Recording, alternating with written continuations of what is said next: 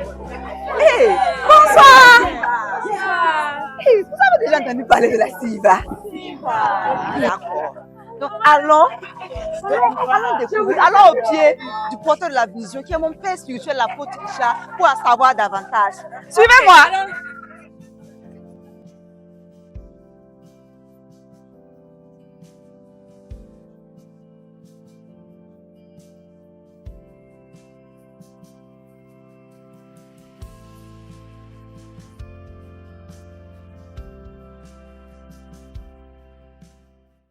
Enfin, je suis avec mes amis et nous voulons en savoir davantage sur la SIVA et notre implication en tant que jeunes. Merci beaucoup pour votre visite et puis l'intérêt que vous portez sur cette conférence. Donc, la SIVA, c'est la conférence d'impactation vie abondante que nous avons commencé en 2016, au début de l'ouverture de l'Église. Et le Seigneur nous avait dit qu'il avait mis un dépôt en nous qu'on devrait passer aux autres chrétiens. Donc, c'est une conférence à visée apostolique parce qu'elle s'ouvre pour d'autres églises qui ne sont pas de vie abondante.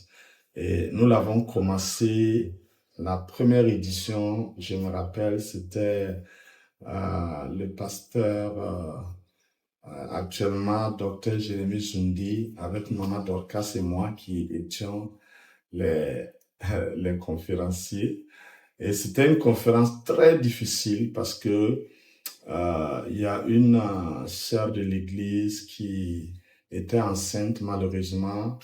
À l'accouchement, elle est décédée et elle est décédée samedi matin. Je suis allé à l'hôpital, à la morgue La Voix et je devais prêcher samedi après-midi. Ça a été la première épreuve la plus difficile de mon ministère, mais le Seigneur m'a soutenu et je savais que la SIVA allait avoir un avenir. Parce que quand un programme commence à être attaqué comme ça veut dire que c'est un programme qui perturbe l'ennemi et qui va aller très loin. Donc, année après année, nous sommes restés dans cette conférence qui a pris de l'ampleur progressivement. 10 ans après, c'est-à-dire quand nous avons fêté notre 10e anniversaire, le Seigneur m'a fait changer le nom de la conférence. Dans le fond, il y a eu un changement, mais dans la forme, non. Puisque dans la forme, c'est toujours SIVA. Et même jusqu'à présent, il y en a qui disent conférence d'impactation vie abondante. Mais on est passé à impactation, on est à impartation maintenant.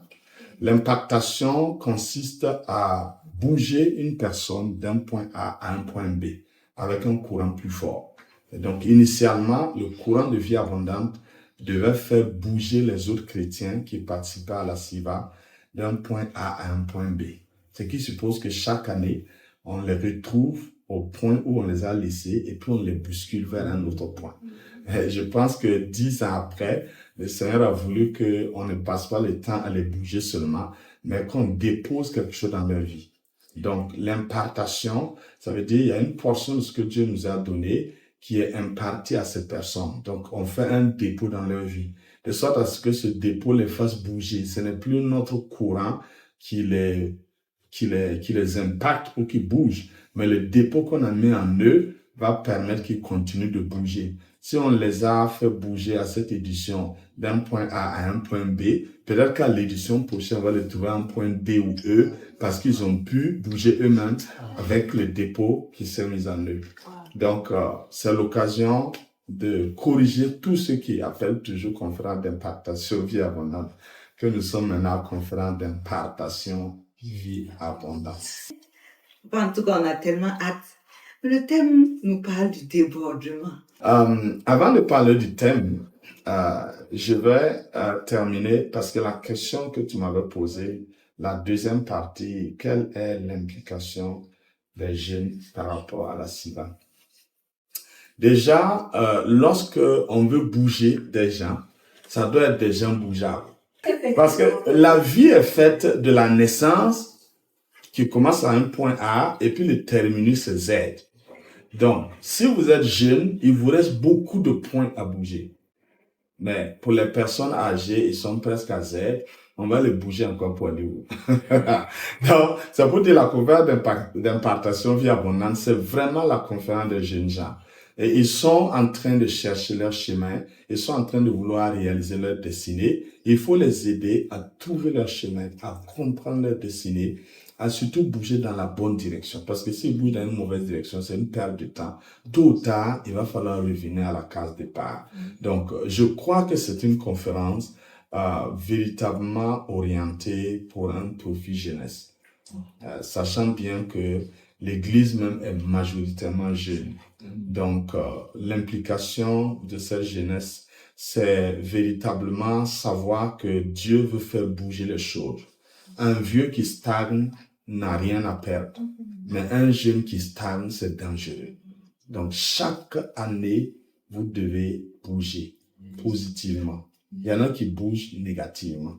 Quand on rétrograde, on bouge aussi, mais de la mauvaise manière. On doit bouger de façon à avancer. Dans ce sens, il est important que vous puissiez aider les jeunes gens à être informés et surtout à participer. Ils peuvent participer en présentiel comme ils peuvent participer en ligne. En tout cas, le plus important, c'est de participer. Alors, le thème de cette année est assez particulier, le débordement. C'est un mot-clé de notre thème général pour 2026. Débordement, d'onction, explosion de grâce pour une invasion territoriale. Donc, mais la conférence d'impartation cette année va se focaliser sur débordement. On n'a pas ajouté d'onction parce que ça ne va pas déborder seulement au niveau onction, ça va déborder dans d'autres domaines. Et je souhaite que les jeunes gens se préparent parce que Jésus a dit quelque chose de très important. Il a dit que le vin nouveau ne se met pas dans les vieilles outres. Il y en a qui sont tellement vieux qu'ils n'ont plus besoin de déborder. Si ça déborde, ça va gâter trop de choses. Donc, débordement, ça sent beaucoup jeunesse. Voilà, les jeunes doivent déborder. La dernière fois, j'ai dit, vous voyez beaucoup de passions qui fatiguent les gens, c'est parce qu'ils ne débordent pas. Quand ils débordent, il n'y a plus de place pour autre chose. Donc, les jeunes gens ont besoin véritablement de déborder pour que l'ennemi n'ait plus rien en eux. Comme Jésus a dit, le diable vient vers moi, mais il ne trouve rien en moi qui soit à lui. Donc, si vous débordez, Satan ne pourra rien mettre en vous. Et quand il va venir, il va trouver que vous n'avez pas de part avec lui. Il n'y a pas de part avec vous. Et puis, vous pouvez courir dans votre couloir de destinée sans problème. Débordement aussi parce que vous avez des rêves. Les rêves, ça ne manque pas, mais les moyens d'accomplissement, c'est ça parfois qui font défaut. Et une fois que ça déborde, vous allez avoir au-delà des moyens dont vous avez besoin pour accomplir votre destinée. Amen. Je pense que quelque chose de très important à dire avant de vous remettre la parole, c'est que côté onction, c'est sûr que ça va déborder. Amen. Et donc, on a été prévenu jeudi passé, jeudi des puissances, où on a fini et puis les gens étaient sur la plateforme, ils ne pouvaient pas rentrer chez eux.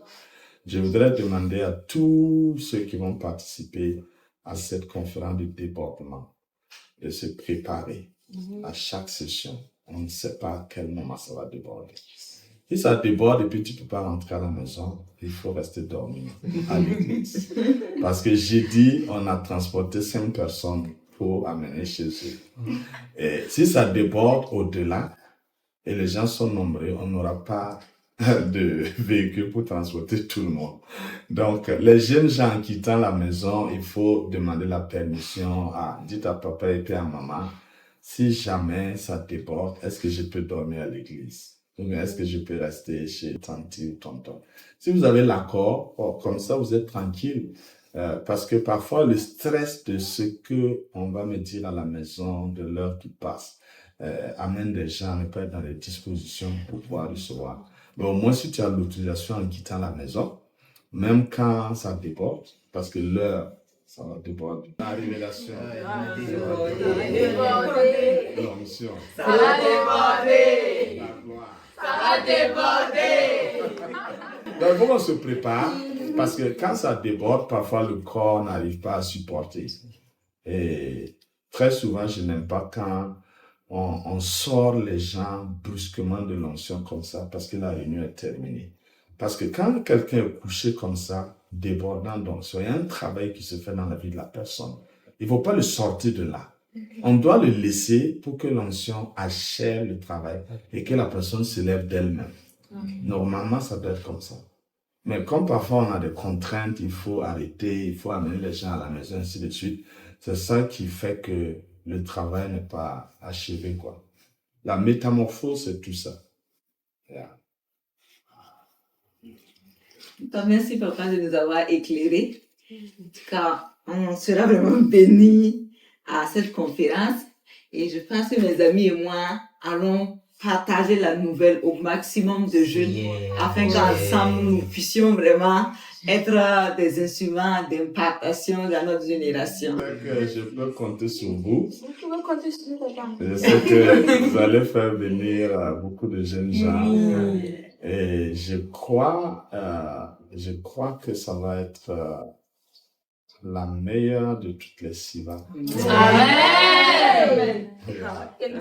la meilleure de toutes les SIVA. Amen. Et lorsque on a commencé à parler de la SIVA, de l'origine jusqu'à maintenant, j'ai eu un mouvement de l'onction dans mon bras droit là.